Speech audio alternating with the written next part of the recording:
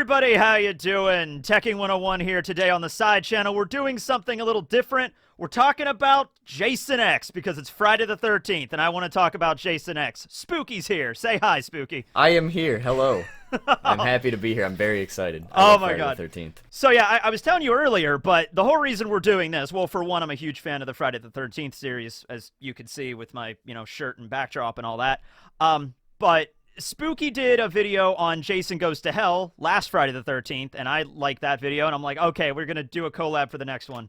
And here we are. And here we are. It almost slipped right by us, but we're doing this. Yeah, almost forgot. It was like a couple days ago. I'm like, oh shit, it's Friday the 13th. We got to get moving on this. Okay. So, first and foremost, I would probably say Jason Goes to Hell is often regarded as probably the worst one out of the whole franchise by a lot of people. In my opinion. Yeah, I would say it's probably the one I've watched the least out of all of them. But I also think that when they're picking their worst ones, they usually pick Jason Takes Manhattan, Jason Goes to Hell, or Jason X, which coincidentally are like the three last ones, aside from Freddy vs. Jason, that they did. And I just wanted to say, how do you feel about Jason X, Spooky? You know, the first time I watched Jason X after experiencing Jason Goes to Hell, I was like, I don't get why this one gets as much hate as it does, really. Like, I thought it was such a refreshing take after, because like, I don't know, Jason Goes to Hell just kind of ruined me. I think I was so mad the entire time I watched it, but like, I appreciate that they were trying to do something different, right?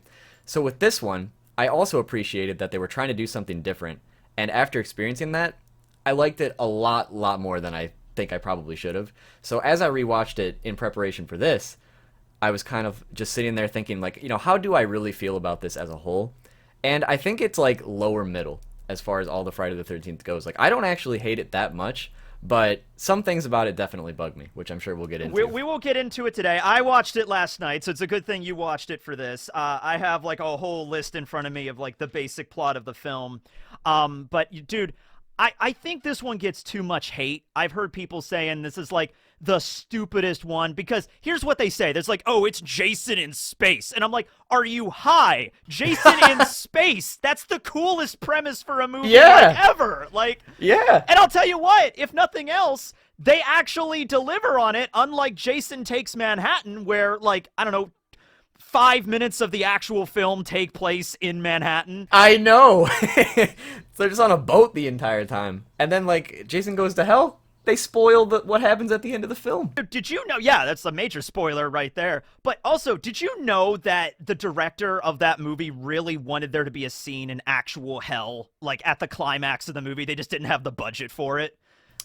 I did not know that. Yeah. In my research, I didn't come across that. Yeah, I watched it on, it was actually in the commentary of Jason Goes to Hell, and at the very end, they bring up that they were going to try to do an actual scene in hell, but it was scrapped so early on because it's like, that would cost way too much money for the budget that they had to work with, right? Jason X, Jason in space, they do that shit, and so the premise for why it's taking place in space, do you know why, like, who pitched that originally? Yeah, I want to say it was the guy who wrote it, basically, but yeah. they played around with a couple different ideas, because there was also, like, they were thinking, like, oh, Jason Goes to the Hood, Jason Goes to Rome, him in the snow. Okay, they did the Leprechaun Goes to Space, and that didn't work out. And the Leprechaun, I don't know how familiar we are with those movies, but, like, those are always very tongue-in-cheek sort of comedies, like the Leprechaun films. They did Pinhead in space, I think, in one of the Hellraisers, but I never saw that one. But, I mean, I think it works for this because it's so simple. Like, Pinhead and the Leprechaun, those are different kind of characters than Jason. Jason's just, like, a giant zombie that's going to cut you in half. I think it could work. When it comes to, like, it's like kind of the Alien. They could have done that. They could have Jason versus the Alien, and that would have been fine. I mean, yeah. I mean, instead, they basically just decided, like, okay, we're just going to take the Alien and put Jason there instead. Like, that's basically what this movie is. And they even kind of admit that, too. They're like, yeah, we totally ripped it off, but that's what we had to do, basically, with the budget, because It is. And the dude that, okay, so Todd Farmer was the guy that wrote this. He's also in the movie. Yeah. He plays Dallas. Yeah. He plays the bald guy that gets his face crushed by Jason. And so his pitch, is the way he described it, was like, that was my only pitch. I just went to the heads of whatever at New Line and were like, Jason in space. I would love to see that meeting and how that went. Yeah, because like I was also watching some of the commentary like this morning, Yeah. and he was talking about how like his original idea was kind of make it to more like a Blade Runner situation, where like it's Okay. so like hundreds of years into the future, but instead it's like he's in a futuristic city, like on maybe a different planet, but like everything is very Blade Runner-esque. But then when they's like, okay, this is what we want to do, and they pitch that idea to like whoever's in charge of like financing the movie, and they're like, yeah, it's gonna cost like this much, and they're like, oh well, we've got like none of that, so I looked and I tried to find the budget. There's no exact number. What I found was it was somewhere between 11 and 14 million, which for one of these movies is, you know, insane considering the first one was like a budget of like a couple $100,000. Let's get into this. There'll be a bunch of like trivia and stuff I have written down. So the timeline of this film, it actually because they knew Freddy vs. Jason was on the way because that was in development hell. They knew that was going to be coming, so they like, we can't do anything that's going to screw that up. So then they just cut to the future. This movie opens in 2010. yeah, and it came out in the year 2000 for people who don't know. Yeah, it came out in the year. It was filmed in 2000. Let's just talk about that for a second. The release schedule of this movie is all over the fucking place. So filmed in 2000. It came out in Spain in 2001 and then the US in 2002. But it was actually one of the first movies to be leaked online back in the old Pirate Bay days. And people like downloaded it illegally, burned the copies of it. So I don't know if that even hurt the box office sales because that was one of the big ones back in those days. So the release schedule of this movie is all over the place. Yeah, and from what they were saying too, they had a lot of trouble getting their movie marketed because basically because they had to. There was like 2 studios involved because Paramount or whatever had the rights to like Friday the 13th, but New Line had the rights to Jason. So basically because there was like this huge problem going on with Freddy versus Jason, and whoever funded this movie or greenlit it in the first place got fired. They were like, when they brought the finished product back to everybody else, that no one was interested, so they just wanted to fund all their other movies instead. So it got like no marketing apparently. Ironically enough, this one ended up in development hell for a little, or at least release hell for a little while. So, movie starts out in 2010. Jason is captured, okay? He's in the Crystal Lake Research Facility, which is a place that exists now. And it's like just a warehouse. It's just like a big open empty warehouse. When I was a kid and I watched this, I was probably like 12 when I first watched it, 04, 2005, something like that. And I always thought they built it under the lake itself because it's like leaking in there. It's like a shitty kind of like warehouse they're keeping Jason. That would make it a lot cooler in a way, I think. Yeah. But instead that you don't know where it's at, it's just that's where we are. I always justified it that like, and they even mention this in Freddy vs. Jason, like Jason, no matter where you take him, always, and even in Jason Goes to Hell, he always ends up back at Crystal Lake at some point. So it's like, all right, well, let's just build a fucking facility there, just keep him in there so he won't go anywhere, you know? So Jason is in the middle of this dingy, barely lit warehouse, and he's just there, and there's this one guy, they get one guy to watch fucking mass murderer that's killed like 200 people. That's this immortal zombie. And they know he's a zombie. They try to kill him. They go into it. They can't. They know he's a zombie. So how would you feel to get that night shift to just watch Jason Voorhees by yourself? I would get any other job. I would work anywhere else, I think, honestly. And another little fun fact that I found out, too, is because it's just one guy watching him, apparently what they originally wanted to do was they were going to have CGI, like, robot spiders all over this warehouse that had like machine guns on top of them and everything. I did not know that shit. I didn't either. That's why we're doing this together, because we're gonna both have like crazy trivia for each yeah, other. because I was like, why is it just this empty room? And then afterwards I'm watching them talk about it, like, oh yeah, we were gonna do this, and that's why it seems so barren in there. And it's like, that makes perfect sense. I'm just picturing this giant warehouse with CG robotic spiders with miniguns attached to them, all aimed at Jason. Why would they be spiders? That I don't know. They didn't specify why, but they said spider-like robot creatures that would, or like whatever. Spider-like robot creatures. Yeah, with machine guns that would just be like all over the room, and you'd like see them panning around, like making sure everything's in check. But they didn't get that. And then Jason would just slaughter robot spiders. I guess, oh my god, that's so cool. So he's all he's like tied up with chains, like they padlock the crap out of him. They have him suspended. Something interesting I've noted is there's very little makeup on Jason in these opening shots. I don't know if you noticed, but he has like a lot more hair on his head, and like there's close-ups of his eye, and it's like very clearly just Kane Hodder's eye. Like they don't have a lot of makeup around it. But they kind of go into that later where the whole point why like there's a big plot point of like Jason wants to be like studied by the government to figure out why he's an immortal zombie, and that's what the government would do. I mean, that makes sense. So the idea is he's been like captured for so long that his regeneration is kind of like beginning to make him look a little bit more human. But when after the actual events of the movie get started and they get into the future, the makeup goes back to what you would expect. But that's just an interesting little thing I noticed there. So they get one dude to watch Jason. He decides, like, Jason's, like, giving him the evil eye or, like, the stink eye or whatever. And he's, like, he just takes this big, like, dirty-ass blanket and just throws it over him. And he gets really close. Like, yeah, he gets really, really close. Like, dude, you are not, I don't know what they're paying you for this, but whatever, it's not enough. Like, I would not go within, like, 30 feet of that guy, you know? Like, God. So... And it was, I think this was mentioned more in the script or in one of the novelizations, but when he did that, because in the movie, Jason breaks free seemingly out of nowhere. Yeah. Like, how did he break free? It's not explained. Houdini. It is explained in another form. Do you know how he does it? I don't, actually. They just go and say when he throws that blanket over him, it knocks the IV out of Jason, which is like sedating him. And that makes him get back, like they kind of do in Freddy vs. Jason with the trank, you know, they knock him out with that. So I guess that kind of works on him, but yeah, he's a dumbass and knocked it out. So then we cut over to see the main female lead of this movie, Alexa Duig, who plays Rowan. And by the way, I love her as like a main lead for this. She does a fantastic job. I do too. She's pretty badass, all things considering. She's pretty badass, and a lot of other like final girls in Friday typically will go through a process where at the beginning they're a little bit more like, okay, they're not like set to take care of this like situation, but by the end of the movie they get badass like Tina in part 7. But no, Rowan is pretty much a badass from like the beginning. Oh, yeah. And she studied Jason, she knows all about him, and she's like, you're gonna fucking die, you know, if you do this. So guy shows up, Dr. Wimmer, played by David Cronenberg, who wrote The Fly. So that's, yeah, and he made sure that he's like, all right, if I'm gonna help you write this script a little bit, because I guess he changed a couple things here and there. He's like, I'm being in the movie, and you have to kill me. That was his stipulation. I'm gonna be in this movie, and you're gonna kill the shit out of me in the opening scene. Okay.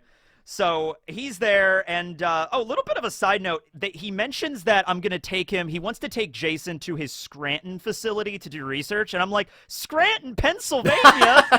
that's kind of where I not really live, but it's in the state. It's also where The Office takes place, so like maybe that'll be the next sequel, Jason Takes the Office. That's a crossover we need to see. That's a crossover. At the end of this, I want to talk about like other like ways the series could be brought back, you know, like what other scenarios where Jason could find himself in. But anyway, so he plays the typical doctor douchebag of like, I'm gonna bring Jason for studying, and I want him soft. We've already discussed this. He has like 7 guards with him, and they got guns, and you know, Rowan is like, you're not gonna survive. He's gonna kill the shit out of you, and he's like, we got this. And Jason kills the shit out of them in the like, I think he kills like 8 people in the first 5 minutes of this movie. Yeah. And like the thing that I found kind of weird about all this is just that like before we get to like the actual like how we end up in the future, it's like you just have these 7 guys walking down the hallway. Rowan pops out to like try and cut him off and be like, yo, what are you doing? But where is everybody else in this facility? Like, is it just her and then this dude watching Jason? They're short-staffed, okay? I They're guess. Short-staffed. But it's like where does she come from? Like, was she in an office? Like, what is this place? I want to know more, but we never find out. They had to really petition the government to get the Jason Voorhees watch budget, and it's like, dude, we have so much other stuff to take care of right now. The U.S. government cannot lend you extra defense budget money to take care of a serial killer, you know what I mean? You get 1 person on staff, 2 people on staff, and that's it. Yeah, it's sort of like Halloween 2, where they're in the hospital and there's like 1 nurse and 1 doctor, and that's like it, you know? I love that. And if this is a government facility, that should be like properly lit and everything. Yeah, but, like, good point. Whatever. It's, you know. Maybe they were going to CGI in like robots like working there if they could have done that, with the robotic spiders. I would hope. Yeah, clearly somewhere down the line something got cut out that needed to be there. That's for sure. Absolutely.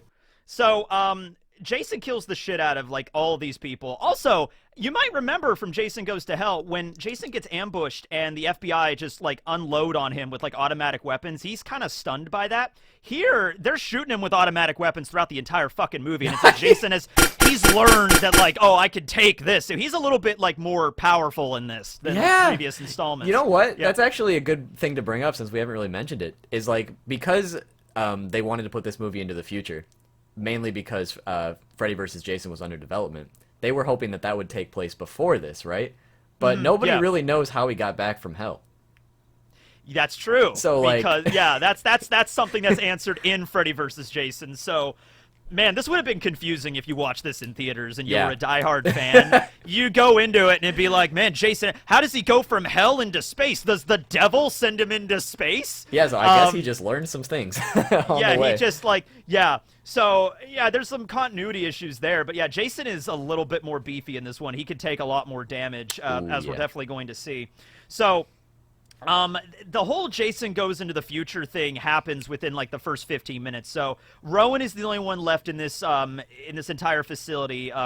David Cronenberg gets a spear through, like, the chest, and he dies. So then it's like Rowan picks up a shotgun, and she's like, okay, I'm going to lead this son of a bitch. And the original plan was to freeze him. Because they mentioned they tried to kill him all these different ways, firing squad, electrocution, gas. They tried all these things to kill him.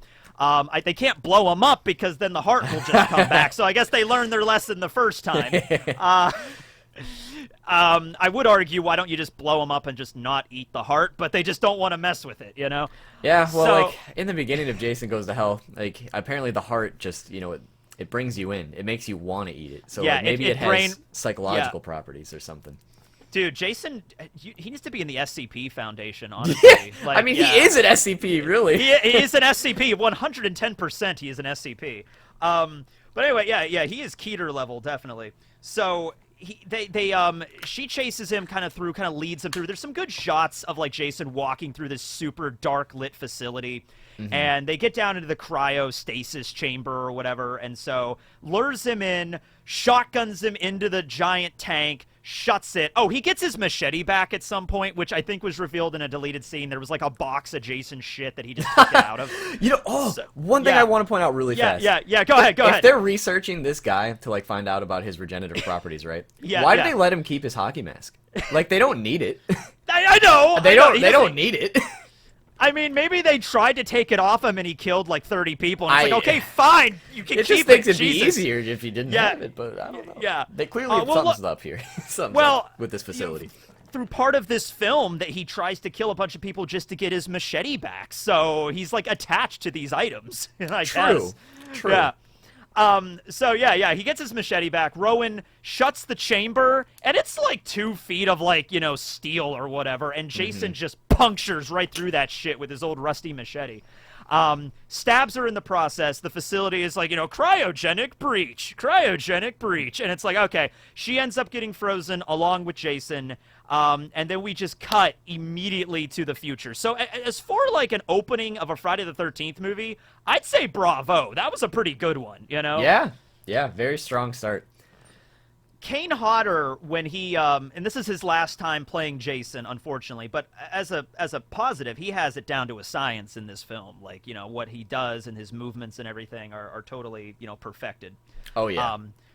When they told him like this is going to be Jason in space, he was a little hesitant about it, but he went with it, dude, and he goes 110%, and so that's how it is. So we cut to the future. It's now the year 2455.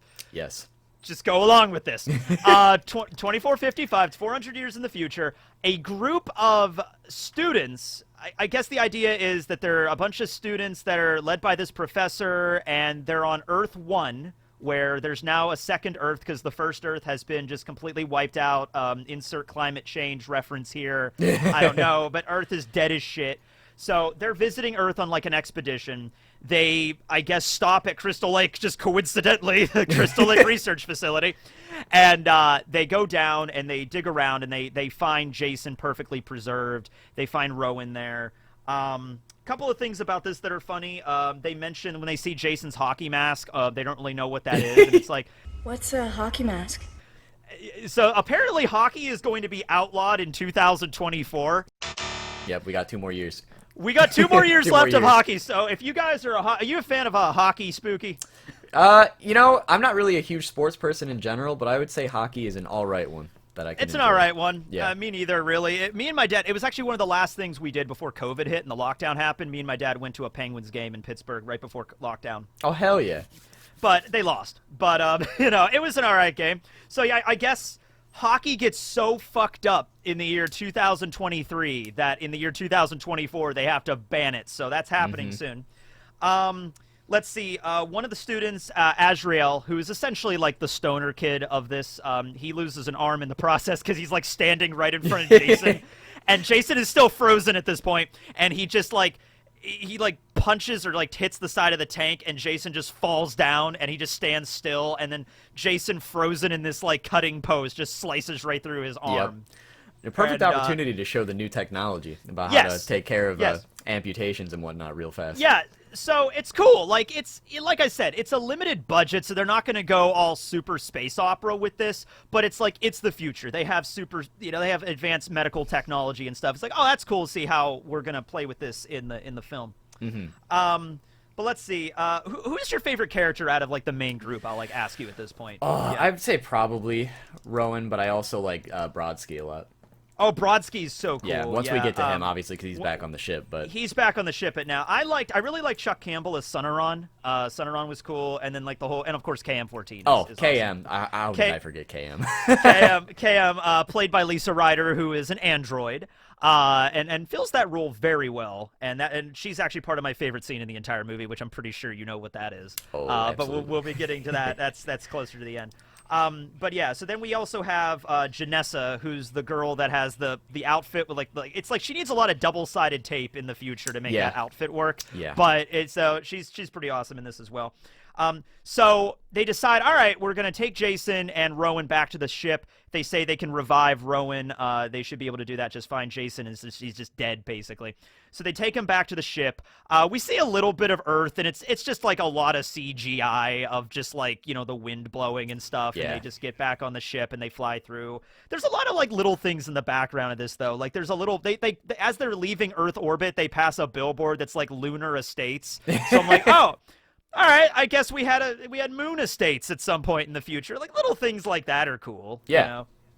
Yeah, show the passage of time a little bit. But one thing I do want to point out as well. Yes.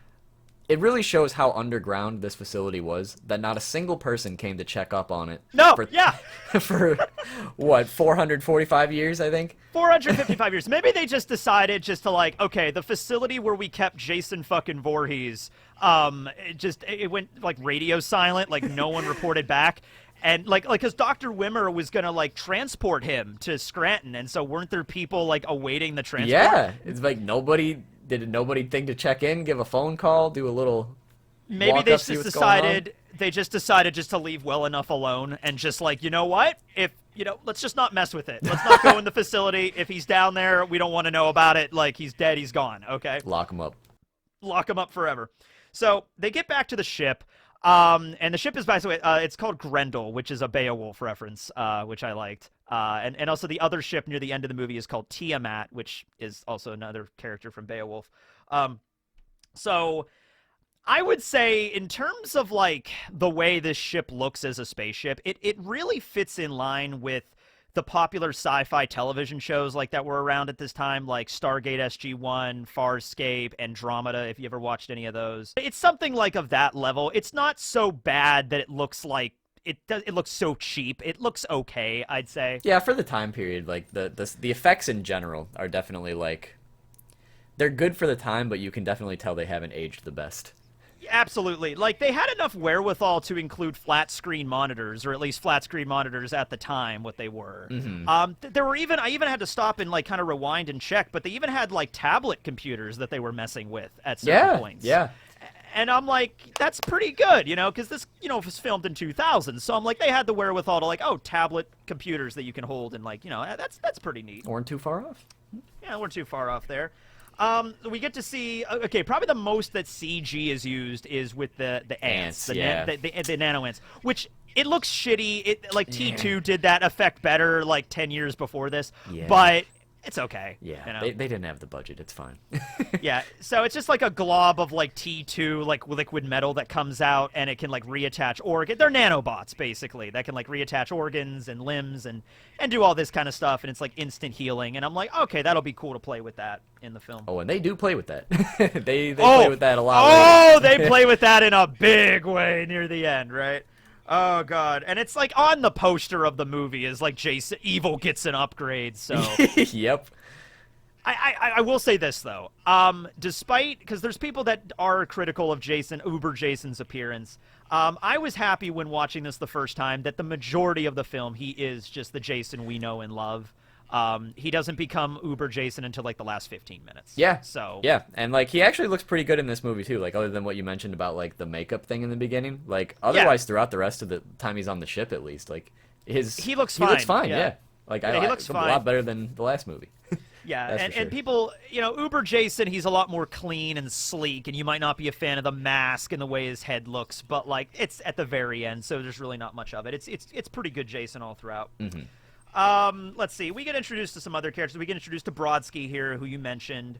Yeah. Love that dude. Crutch, who's like the ship's engineer, who's like this old stoner uncle guy. Like he's like Vietnam War veteran from the future, basically. Oh, in the future, midriff is like a thing. Like everybody has shirts that show off their midriff. I just wrote that down. And like a lot of cotton too. Like every outfit was just like all cotton. I'm like, okay, so cotton is cotton is the fabric of the future, apparently. SpongeBob was all like chrome is the future. This is like, no, we're gonna have cotton that just shows off our midriffs. It's like, yeah, that's how that works. Okay. Yeah. All right, so the guy that is the head professor, his name is Professor Lowe. Yes. And he, you know, decides like, oh, we have Rowan here. She's revived. They bring her up to speed. Like, okay, it's the year 2455. You know, big surprise, but here we are in the future. And then he thinks like, oh, I can make money off of Rowan because she's like 400 years old. And so he calls one of his buddies up. And by the way, Skype. They have Skype. Yeah. They did Skype right. Yep. Yeah. Calls him up, and he's like, hey, I have this girl that's like 400 years old. I revived her. It's going to be a bank. I have a lot of money here. I don't know exactly what he's implying here, if like putting her in a zoo or something. I don't know what he's trying to do here. Yeah, I don't know, because they even mentioned how like there's like hundreds, if not thousands of people who've been reanimated walking around, right? So how would he make money off her? Just like having her shake hands or something? Like, hey, I'm 400 years old. Nice to meet you. Yeah, because Lowe is like, you know, people will pay big money to see her. I'm like, what are you gonna, you know, set up a booth where you just like shake, like at a convention, like shake hands with the girl that's 400 years old? No, I don't know. But so he's talking to this dude, and he brings up, it's like, okay, you're not gonna make any money off Rowan, but the other viable is marked Voorhees. You know, is that Jason Voorhees? Yeah. And Lowe's like, yeah, what's up with him? He's like, he killed nearly 200 people and simply disappeared without a trace. It just vanished without a trace. So I'm like, oh, he's remembered in the future, if nothing else. They remember, some people do anyway. Clearly his legacy has lived on. Yeah.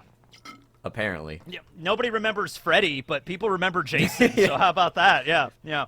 Yeah, that could be the only Voorhees, too. The only Voorhees that ever existed. The only Voorhees there. It's a very definitive name. You know, it's just like, yeah.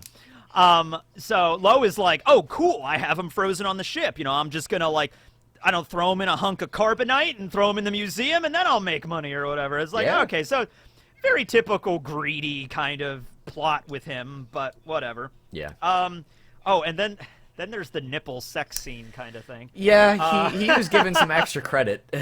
Yeah, he was given some extra. So that was cut out of the TV version, for those of you that don't remember. Dang. By the way, this movie almost always, when it airs on television, I remember growing up, was always on the Sci-Fi Channel, and all the other Friday the 13th movies were on, like, AMC or you know, TBS or something. This was always on Sci-Fi. As it should be. So yeah, in the future, getting your nipples clamped by giant... They looked pretty painful. Those were, like, giant tongs that she was like, using for that. And he's also wearing a tutu while it's happening. Yeah. Yeah.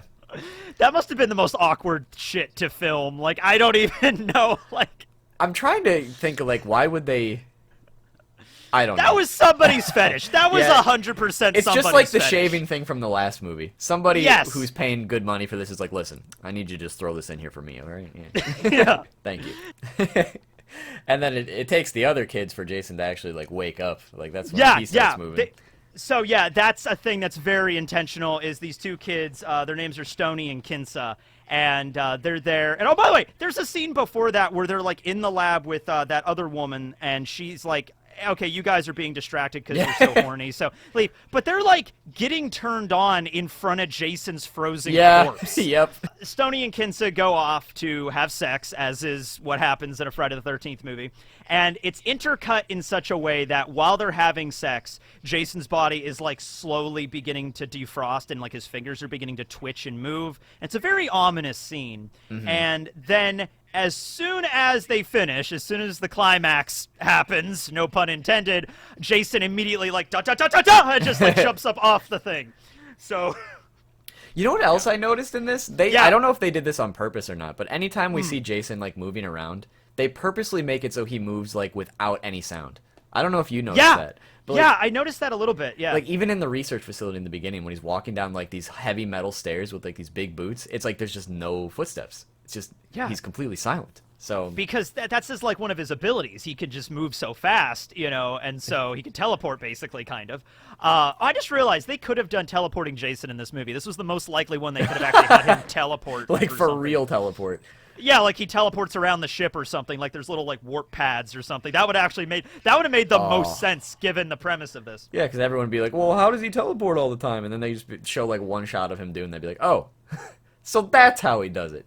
That's how he does it, yeah. So, do you want to cover Jason's first kill in the future? Because it's probably one of the most famous in the entire franchise. Yeah, I'd say it is one of the best. But basically what he does is the Dr. Adrian over there, the one who's overseeing him, she turns around and Jason's he's gone. Nowhere to be seen. And then immediately right after that, boom, he's right there in front of her. Picks her up, throwing her around a little bit, and then he comes across a... What would you call that liquid? It was liquid nitrogen. Liquid nitrogen. I think it was liquid nitrogen. Yeah. She uses it to freeze one of his eyeballs earlier. Yeah. So she just has this sink full of liquid nitrogen right here, grabs her face and just presses it right in, which automatically just completely freezes her face, completely frozen, basically kills her on the spot, I'm sure. But then he picks her right up and just smashes her head on the table, and because bashes she's frozen, her head square off, shatters everywhere. And you see it as he pulls it back up, and it's like, 40% of her head is just gone. and it's like covered in blood. So they actually tested this on Mythbusters a few years ago, and it doesn't work. But Damn. It's a movie. It's future nitroglycerin. It's That's an true. even more potent form of nitroglycerin. I mean, she froze like 0.2 seconds, like that, no Yeah. time at all. I don't know. So and the way they filmed that, because I watched a commentary on that, and the way I think it was on. Do you have Crystal Lake Memories, which was like the documentary they had? It's like a Blu-ray. It's really good. I'd recommend it. I don't know if I have that one. It came like I have like the whole new set that they came out with for the Blu-rays. Okay. And it came with a documentary at the end that I have yet to watch yet. Yeah, there's two. There's His Name Was Jason, which came out when the remake came out in 2009, and I remember I had that. And then they did a complete like documentary of everything in like 2014, 2015 called Crystal Lake Memories. So I would check it out if you don't have it. It's really good. But anyway, she talks about her death scene, and she basically had to dunk her head in. It was water and a camera at the bottom, but she had to like scream when she was dunked in the water, and like that's hard to do to like maintain. And then they added the effect over her. And by the way, that's all CG. That looks good. Yeah, when her face freezes. I would have thought it was makeup if you wouldn't have said anything, honestly.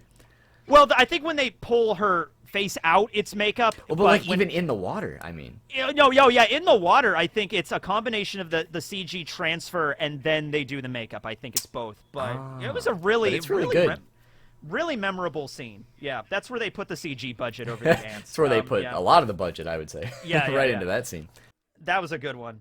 So Jason's back again, and he's just now beginning to stalk around the space station. And it's, you know what, like, it's in space, but it's basically the same thing as always for Jason. It's, instead of being in an enclosed space like a camp where you can't go anywhere, you're now on a spaceship where you really can't go anywhere. So it's the reason why Alien was so terrifying. You know, in space, no one can hear you scream. It was kind of the same basic premise. Yep.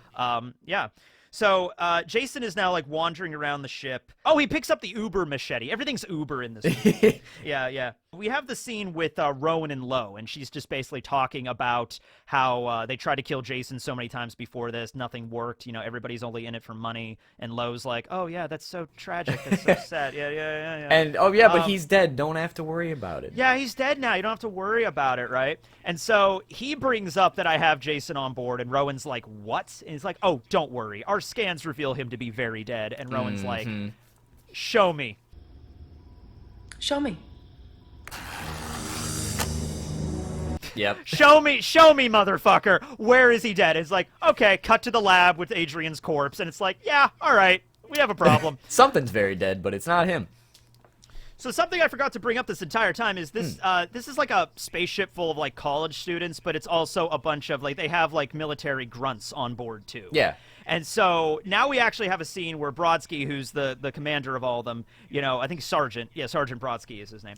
And he's like, okay, we're gonna nuke this motherfucker, right? We're gonna get all the guns. They mention they have a BFG, which is it's a Doom gun. Hondo, you have a BFG? You're with me. Yeah, big fucking gun. They have that. And so they're gonna use all that stuff against Jason. So they're all gearing up for that.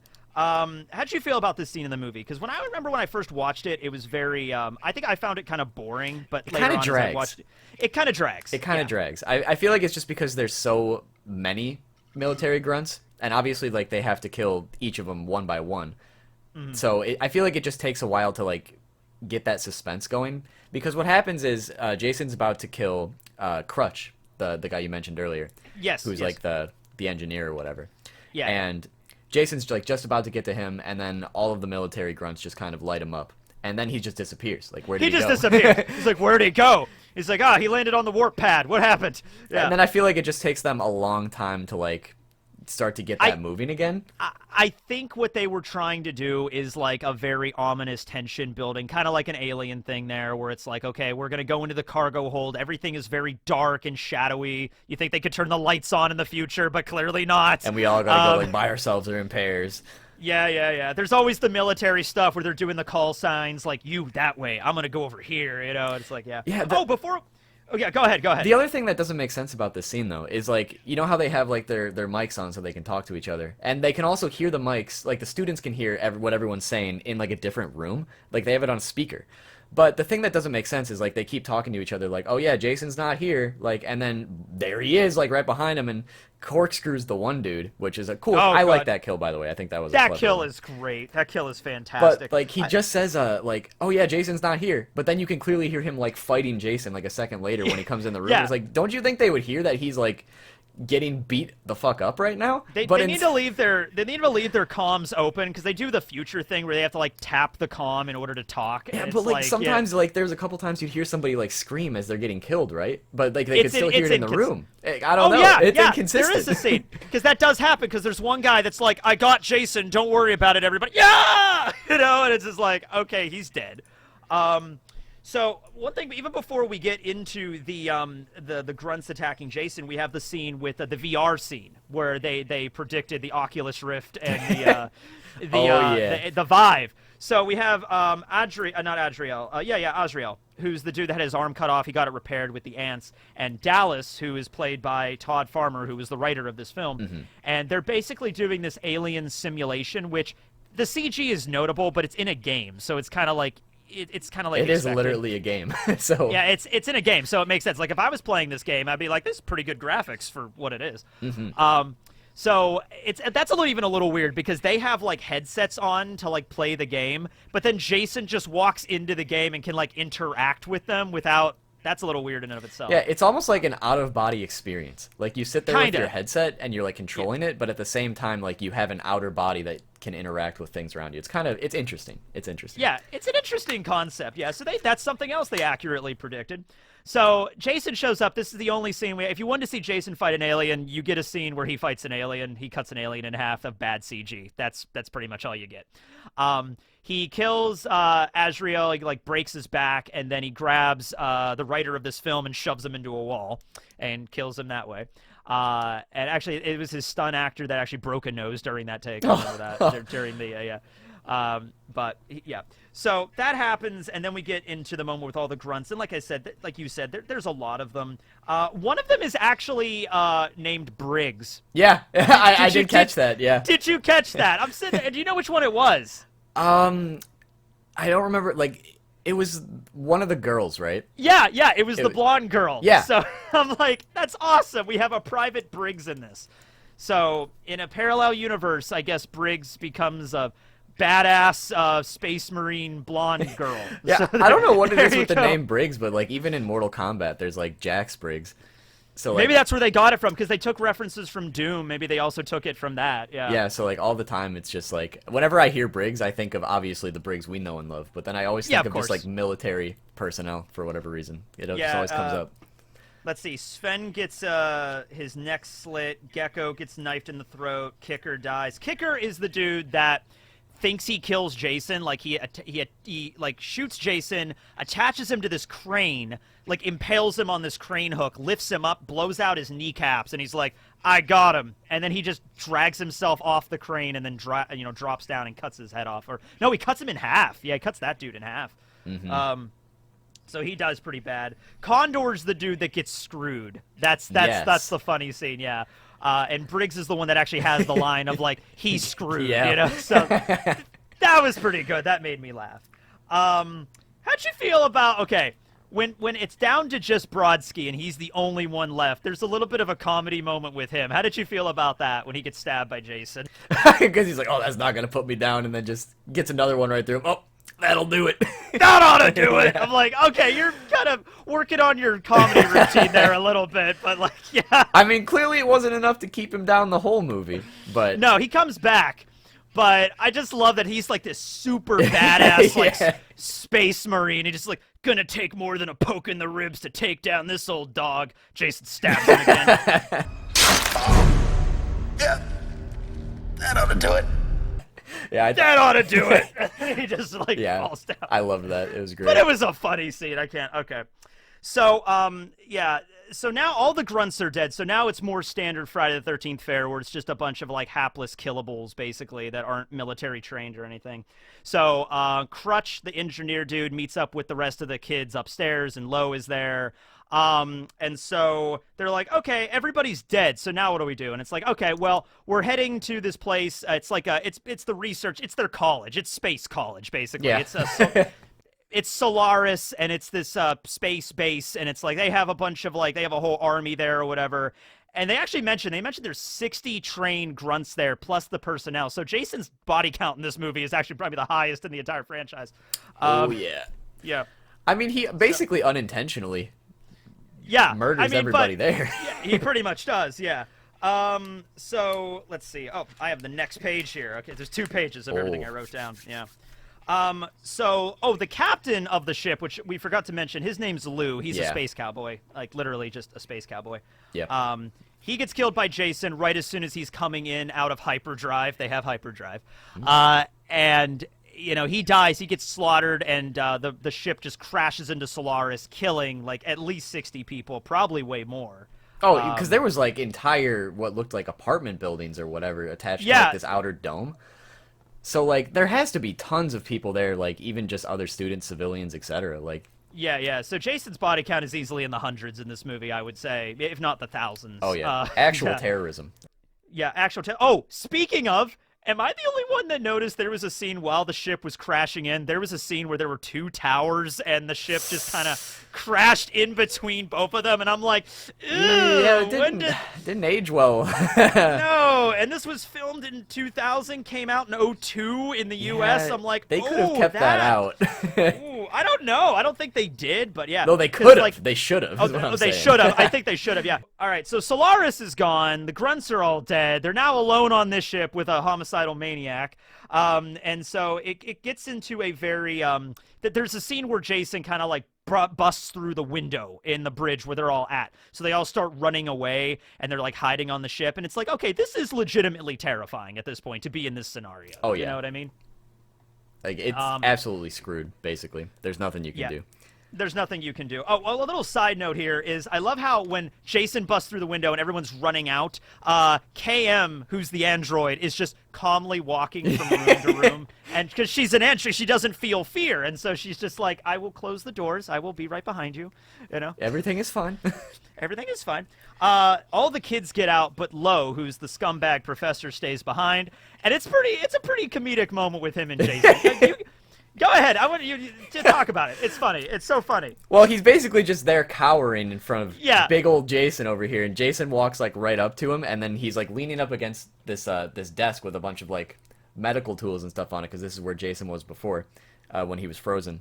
And his old machete is there, and he reaches past Lo to pick up his old machete, and Lo's like, "Oh, you wanted your machete back." Shit, it's yours. Take it. And then you like, can have it. You can have it. Yeah. And then he turns around. He's like yelling to everybody else, like, "Oh, it's okay. He just wanted his machete. He's not gonna hurt us." And then, well, you can guess what happens. It reminds me of Part 6, which is, by the way, my favorite of the entire franchise. It's the best one. It's the best one. They have Alice Cooper in it, for God's sake. It's the best one, yeah. Where the woman takes out the money, and it's like, take it and leave, and then she looks up and Jason's gone. It's like, oh, maybe he left, and then she kills her. Yeah. So, by the way, which one's your favorite? Is it Part 6? Yeah, Part 6 is Okay. my favorite, Yeah. followed by Part 2, I would say. Oh my God! You know what? We're on the same wavelength when it comes to these movies. Hell I'm serious. yeah. I love Part 2. Okay. Anyway, so there's some other, like, just running around the ship a little bit. They have to come up with an idea to get off. So they're like, okay, we could do the shuttle. The shuttle we came in on, we can escape that way. And so Crutch, the old Vietnam space veteran or whatever, is like, yeah, I could set everything up. We're good. So he goes to where the cowboy guy got killed, so he could start setting up and everything there. He brings up a very interesting lore drop from the future where he walks into the bridge. You know where I'm going with this. The Microsoft conflict. Yeah. He walks into the bridge where Lou died. And so there's like his severed body parts all over the place. So he has to pick up Lou's mic and like wipe it off and put it on his like, ear. And there's a student Waylander behind him. And he's like, oh God, that's disgusting. And he's like, Hey, you're lucky you weren't alive during the Microsoft conflict. Hell, we were beating each other with our own severed limbs. just like, good Lord. All right. Spooky, what are your thoughts on the Microsoft conflict? What do you think happened? I can't say that I know what happened, but I really want to know what would drive somebody to beat everyone with their severed limbs. What got that far with Microsoft? What has Bill Gates done? So I have a theory here. Okay. So there's a scene later in the film where Jason is actually in the lab and he's about to turn into Uber Jason. There's a scene where you see the monitor and there's an apple on the monitor. So Apple managed to survive into 2455. So Apple is alive. I like to think the Microsoft conflict was a massive robot war, robots and humans fighting against, it was Apple and Microsoft. That's what it became in the future. That's and the Apple Civil won. War. Yeah, the Civil yeah, War of the future. And Apple ultimately won, and it just got so brutal, like people were beating each other with their own severed limbs. Yeah. Oh, God. Now, I want to know Crutch's story at this point. Like, seriously, yeah. So there's that. There's a scene where Sonoran and KM, they go to stockpile weapons for, like, to prevent, Jason killing them. There's a scene where Sonoran says, like, we have enough firepower here to level a moon. I don't know if he was being literal with that or just being facetious. Because, like, Jason is stronger than a moon now? Okay, that's interesting. Him and KM, they kiss. There's like this like weird sexual thing going between them the entire movie because she's a robot that he built. So it's like the standard like fall in love with your robot, creation or whatever. So they kiss there and there's a nice little scene. And then we get to the scene where they are all loading the shuttle. Crutch gets killed by Jason, so he's dead. And then Kinsa, who was the girl whose like boyfriend got killed by Jason. I think I forgot to mention it, but yeah, Stoney gets killed, and so she's like mentally like not there for the rest of the movie. She has a panic attack and slams the shuttle into the ship, killing herself in the process. Yeah, because they mentioned the fuel line was still connected, and she like just drove off. So she just drove off with the freaking fuel line still attached, and so crashes into the ship. Doesn't really cause, I think, severe damage to the ship, but it in turn kills her, and the shuttle is completely destroyed. So now they're screwed. So now it's just Rowan, Janessa, and Waylander, who I forgot to mention, but Waylander's a pretty big badass in this movie. He has a gun, and like Jason shows up right when the shuttle crashes, like, okay, we're screwed. We're just up against a wall. We're all gonna die. He takes out a gun. He's like, the hell we are. And it's like, there's not any ammo in it, so they can't even use it. I'm like, oh, and he's like, now we're dead. And then so Jason's getting really close to him. He's about to just bring down his machete. They're gonna fucking die. Sonoran walks in, and he's so fucking confident. I love this scene so much. He walks in, he's like, hey, Slappy, got a little present for you. Jason turns around, badass music kicks up.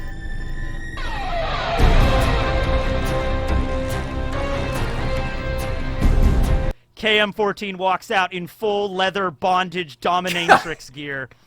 Loaded out to hell with like not laser guns, but like automatic weapons and shit. Mm-hmm. And Sonoran's like, gave her an upload.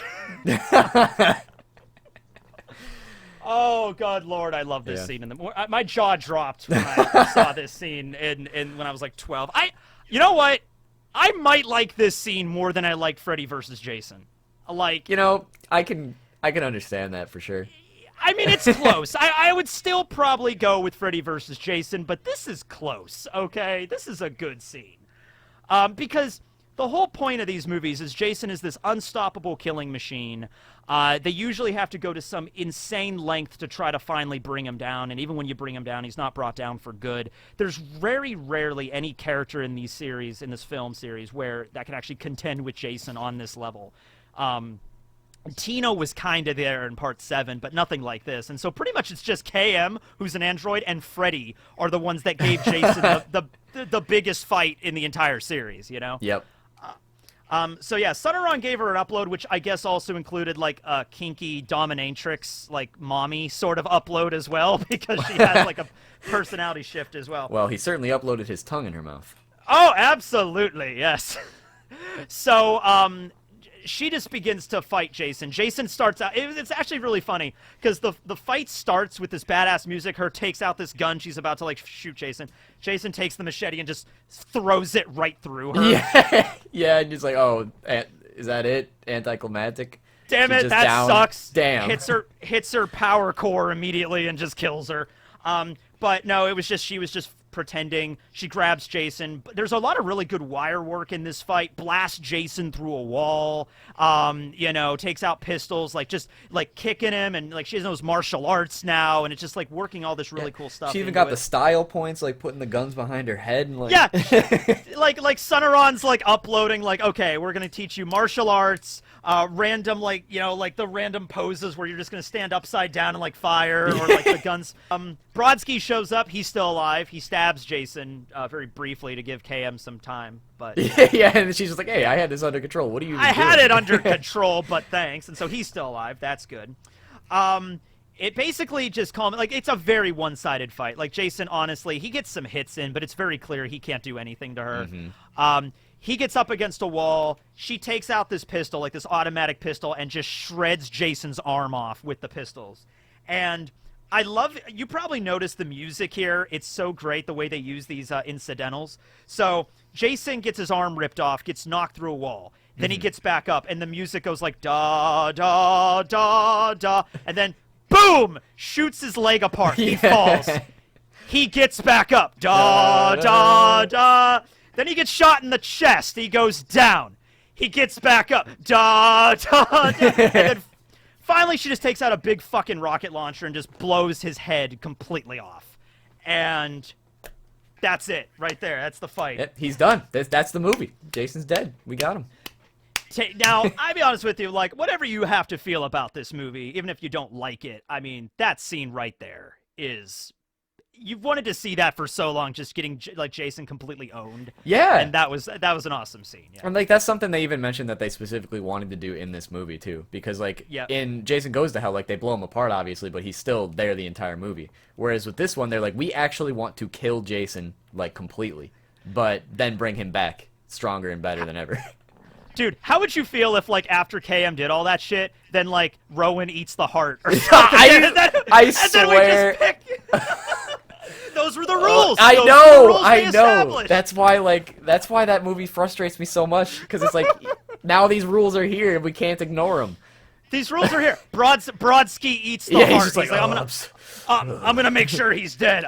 That would be the biggest twist of the movie, where it's like they're actually rolling with this again. Like, honestly, at that point, if they would have went that route, I feel like, well, at least they're being consistent now. they're being consistent. If nothing, and it was set up in the last movie.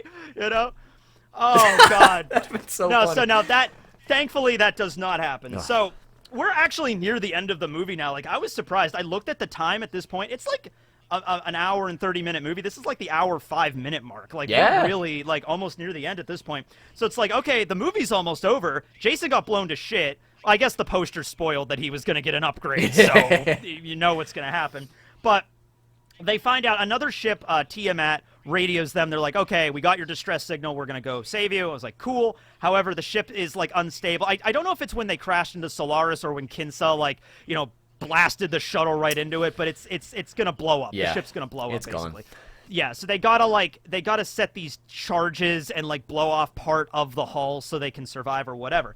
Anyway, while they're messing around with this, Jason, the room where KM blasted him into oblivion is the room where with the ants, the lab where Rowan was, like, resuscitated and stuff. So this is actually a really fascinating scene. I didn't catch this the first time. So if you watch this scene, it's very creepy. First of all, the computers power on by themselves, okay? Yep. Then the nano ants go on. They scan Jason. It even says on the monitor, like, okay, there is insufficient cell tissue. We cannot, we can't, you know, heal this person. And it's like, do you wish to abort? And then it says abort denied. Like somebody is controlling the computers. So the general consensus is it's Jason's soul that's, like, willing him back to life. Now, I'll give it to you. It's at least a little bit creepier than the body swap thing from the other movie, but it still makes no goddamn sense. But yeah, it's just one of those things where you just gotta accept, you know, there's a malfunction somewhere. yeah, there's a malfunction that powered on all the computers, scanned Jason's body, denied the abortion order, so the ants can't do it by themselves, so they have to, like, they scour the room to pick up a bunch of scrap metal, and within, like, 2-3 minutes, they completely revamp Jason into Uber Jason. Uber Jason. Oh, How did you boy. feel about the first reveal of him? You know, I don't hate it. I actually don't hate it at all. I don't hate it either. Yeah, I think it's kind of cool. It's just more like the fact that they're in the year 2455. It's like you expect something like this. Just thinking about how we always think about any futuristic movie. It's always like, there's the chrome. We finally have the chrome that SpongeBob's been talking about. Here we have the chrome. And, like, it looks pretty badass. Like, I don't know. I mean, like you said, like, the ants grab everything from around the room and put them together like that. But yeah. They made sure to, it's like, it makes sense that it's his soul, I guess, because they make sure to have a mask on him when they resuscitate him and stuff. And it's like if Jason would get to decide if he had to be rebuilt, I guess this is what he take it. So he's super buff now. He's got red eyes. One of his arms is completely mechanical. KM tries to fight him. It's like her guns, like the bolts are just like, pong, like knocking off of him. They're not doing shit. He's bulletproof now. He has a new machete, which is like, so he goes through 3 machetes in this movie. And so she's like, okay, you guys might want to run. I can't fight him. And then Jason just knocks her head off, you know, with one punch. Julia style from Manhattan, except she's still alive after this. Yep. Yeah. So when he shows up, they're in, like, this this area where they're gonna blow up, you know, to save the rest of the ship. So Waylander remains in there. He gets his, like, back broken by Jason, so he's on the ground bleeding out. And, you know, they seal the bulkhead doors, and then he has a pretty cool moment where he dies, and he has, like, the detonator in his hand, and he's like, "Hey, asshole!" And then, you know, Jason looks at him, and he blows the thing. Which, by the way, I remember watching this on TV, and I remember the censor they used for that. He's like, "Hey, air hole," and I'm like, Air hole. Okay, I mean, it works. It works in that context, yeah. So Jason gets blown up, right? He's gone for good. No, he's not, because I guess he clung to the hull of the ship. And so now we're just down to Rowan and Brodsky and Sonoran and Janessa and KM's head. And so they're about to, like, okay, I guess Jason's dead for good. He rips through the hull. Janessa gets sucked out. She has her moment of, like, this sucks on so many levels. This sucks on so many levels! And then she gets sucked out of the ship. That, I think, was a line in the trailer, and every time I hear someone talk about that line, it's like they make fun of it. I thought, you know, given her... I think for her character saying that, it makes more sense than Brodsky saying his little jokey line. Oh, absolutely. You know? Yeah, because she's always been very sarcastic throughout the whole movie, and so it's like, yeah, I can see that as her last words before she dies. I think I'm going to say some dorky, punny shit like that. You know, if I were to be sucked out of an air hole, you know, I would do something like that. I just had an epiphany that I need to throw by you real quick. Okay, Go so you know how he punches through the hull, right? Yes. It doesn't look like there's that much metal. Like, it looks pretty thin, right? Yeah. All things considering. I'm just now realizing that they're in space, and they're just shooting every single wall with, like, every single gun this entire time, and they're not worried even a little bit about, like, breaching to the outside. Like that. You're right. That has not happened once. When Jason punches through, you can tell it's, like, one step above tinfoil. Yeah. Like, it's like really, really thin sheet metal, like, when he punches through it.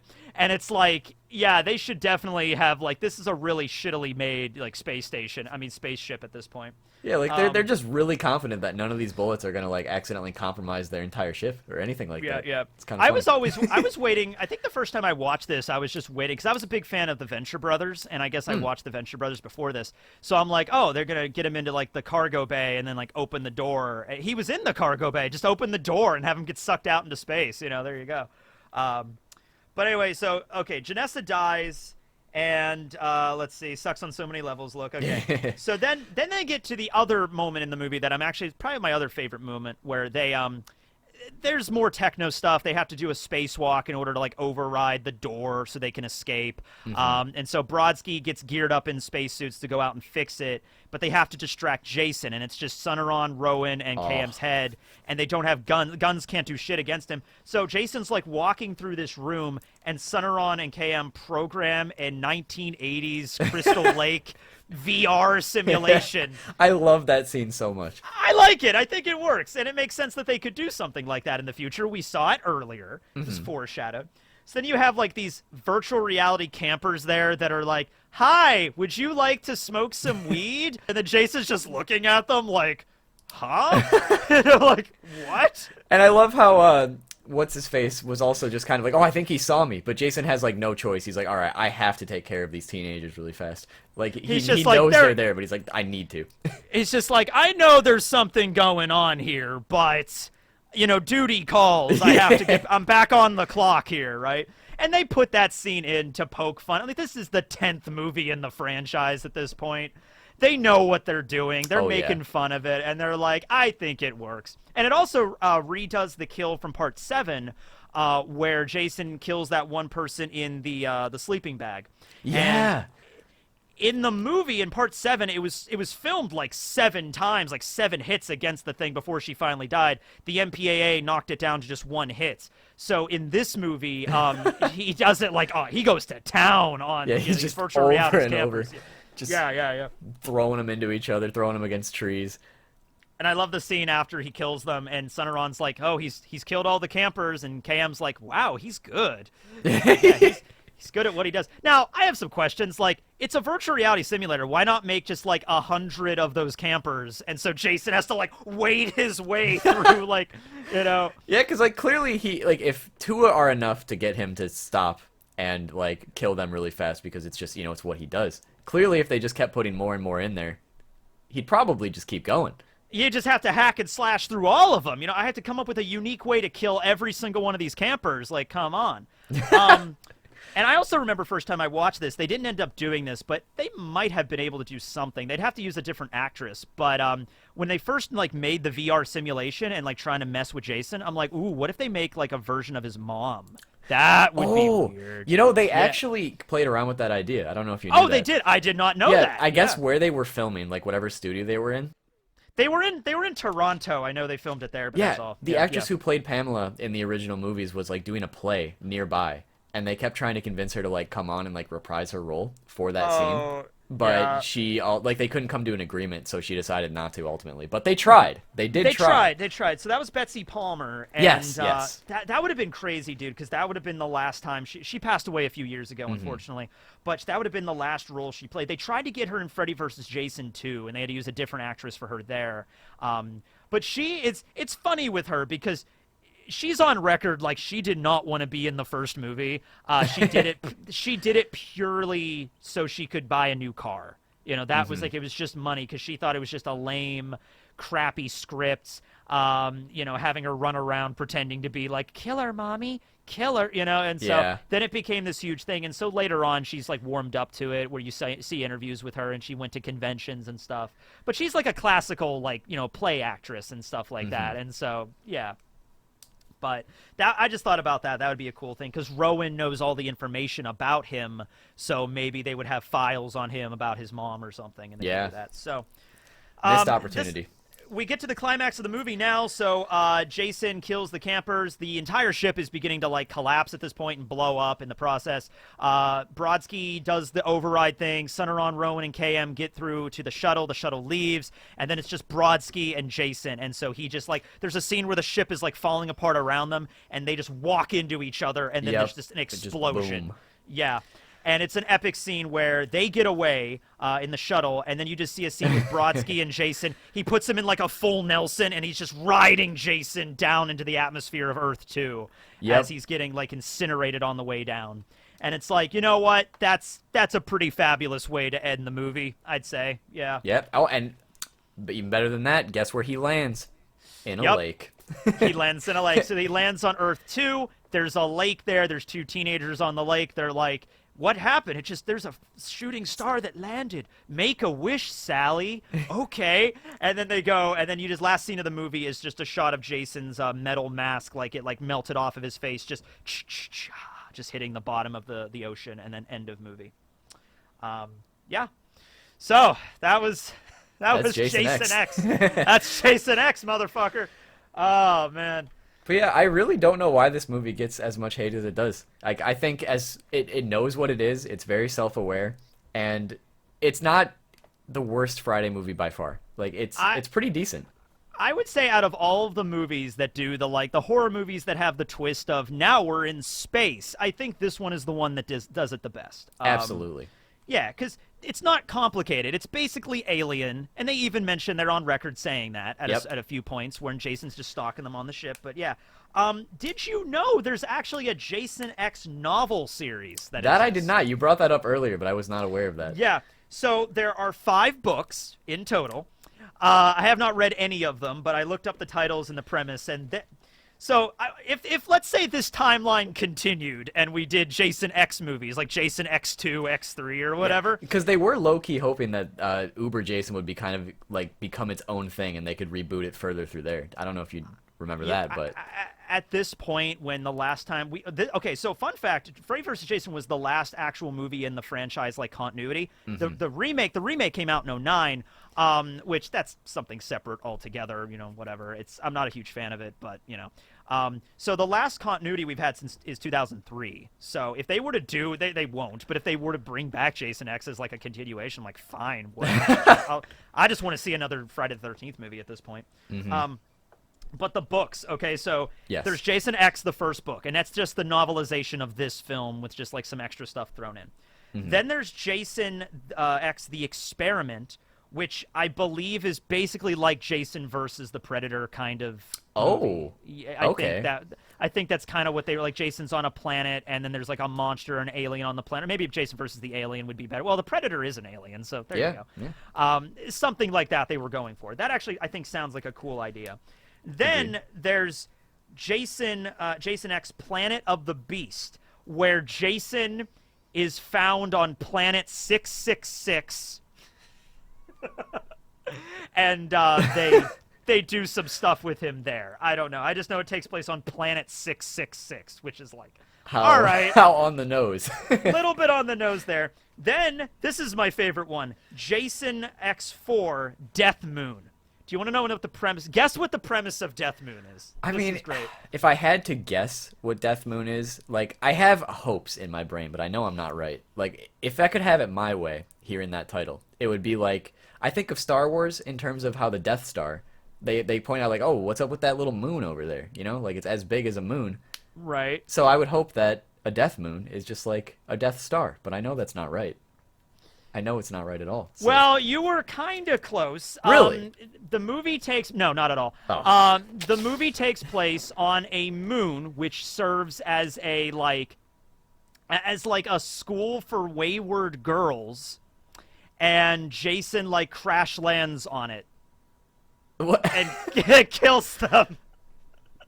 I haven't read the book, but that's the premise. It's like there's a moon, and, like, I guess there's, like, the troubled youth school is on the moon, and then Jason crash lands there and gets into crazy hijinks, I guess. Oh, my God.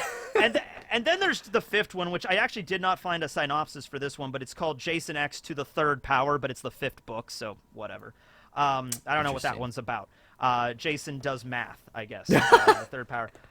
But yeah, that's the Jason X novel series, now available for Kindle, I guess. I don't know. I haven't read any of them, but they're out there. I'd say, as far as like all of the movies go, the remake is one I need to rewatch. It's been too long, and I don't remember how I feel about it. I don't remember liking it, but I think there were some good scenes in there, but I didn't remember liking it too well. But I haven't rewatched it since, same as you. I have it on DVD. I just never watched it. So let me ask you, Spooky, Yes.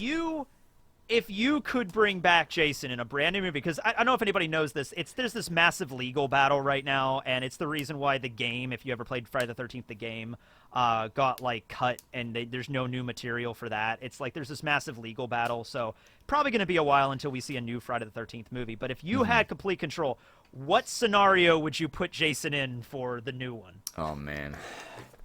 The question that I need to ask you first is, are we continuing with the continuity, or are we, like... Either way, I'll tell you mine. I'm just gonna go Samurai Jason. Jason in feudal Japan. That That's would be my idea. so cool, actually. I love that idea. Yep. See, I would say, I don't know if you know, but there's like 2 fan films that are pretty popular for Friday the 13th. The ones in the snow. I've seen them both. Yeah, the Don't Hike Alone, and then I think there's a sequel to that, which actually Tom Matthews, who plays Tommy Jarvis, is in the second one. Yeah. See, I haven't seen those yet, unfortunately. But I like what I've heard about them, and also when they were talking about the production of this movie, they were talking a lot about how they'd like to see Jason in, like, a winter setting.